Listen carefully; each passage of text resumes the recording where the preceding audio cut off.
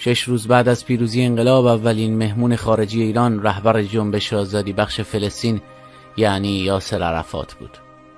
هواپیمای اون با وجود تعطیلی فرودگاه مهرآباد بر زمین نشست و به محض ورود در پاسخ به علت خبر ندادن سفرش به خبرنگاران گفت لطفاً کسی نپرسه چرا بی اجازه اومدی.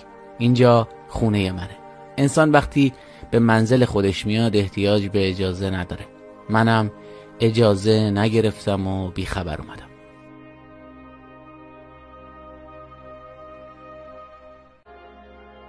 این تصویری ثبت شده تو اولین روزای انقلاب ایرانی که یاسر عرفات به عنوان اولین مهمون خارجی به تهران اومد و انقلابیون میزبان اون بودن. یاسر عرفات یکی از مهمترین جنبش‌های رهایی بخش فلسطین یعنی جنبش فتح رو تأسیس کرده بود و رئیس سازمان خودگردان فلسطین بود. اون در زمان حکومت محمد رضا شاه مورد غضب ایران قرار گرفته بود و در نتیجه عرفات و سازمان آزادی بخش فلسطین هم بیکار نبودن و به مخالفان شاه از جمله سازمان مجاهدین خلق مبارزات چیریکی رو آموزش دادن. طبیعی بود که سقوط حکومت پهلوی و پیروزی انقلاب برای عرفات خیلی خوشایند بود و هواپیمای حامل یاسر عرفات و همراهان 6 روز بعد از پیروزی انقلاب یعنی بعد از ظهر روز 28 بهمن ماه 1357 در باند فرودگاه مهرآباد به زمین نشست. با وجودی که این سفر به لحاظ مسائل امنیتی به صورت مخفی و اعلام نشده انجام شده، خیلی از کسانی که تو محوطه و سالن فرودگاه بودن مشغول شعار دادن شدن و یاسر عرفات که به سختی تونست از بین گروه‌های استقبال کننده بگذره، بعد از خوش آمدگویی نمایندگان ایرانی گفت ایران و امام خمینی نشون دادن که امت ما مسلمونا هیچگاه سر تعظیم فرود نخواهد آورد. ایرانیان حصاری رو که بر اطراف برادران فلسطینی بود شکستن و این انقلاب بزرگ شما ضامن پیروزی ماست. بعد از اون عرفات و همراهانش راهی اقامتگاه آقای خمینی شدن و عرفات هدف خودش از این سفر رو عرض تبریک به رهبر انقلاب و مستحکم کردن پیوند دو ملت ایران و فلسطین عنوان کرد. همزمان با حضور هیئت فلسطینی و یاسر عرفات در تهران، تابلوی سفارت فلسطین بر بالای ساختمان سفارت سابق اسرائیل نصب شد و 2 روز بعد یعنی تو روز 30 بهمن 57 عرفات به همراه احمد خمینی و ابراهیم یزدی در محل سفارت سابق اسرائیل حاضر شدند و سفارت رسما افتتاح شد تا به عنوان اولین سفارتخونه فلسطین در جهان کارش رو شروع کنه. عرفات تو محل جدید سفارت فلسطین در تهران سخنرانی کرد و گفت ما آمده ایم تا دفتر سازمان آزادی بخش فلسطین رو به جای سفارت اسرائیل تأسیس کنیم.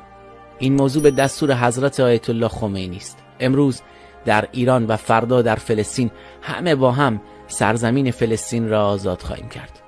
من در این لحظات حساس به نام انقلابیون و مبارزین فلسطین با شما و در کنار شما تعهد می دهم که تحت رهبری امام بزرگ خمینی همه با هم سرزمین فلسطین را آزاد کنیم.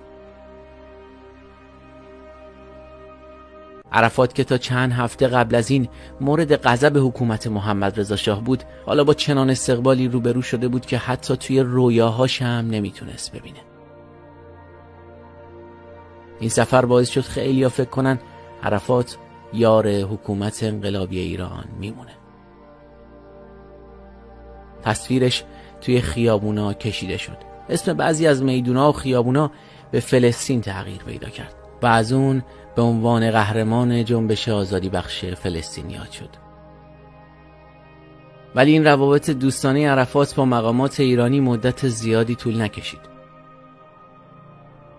با وقوع جنگ ایران و عراق، یاسر عرفات روابط نزدیکی با هر دو طرف درگیر داشت.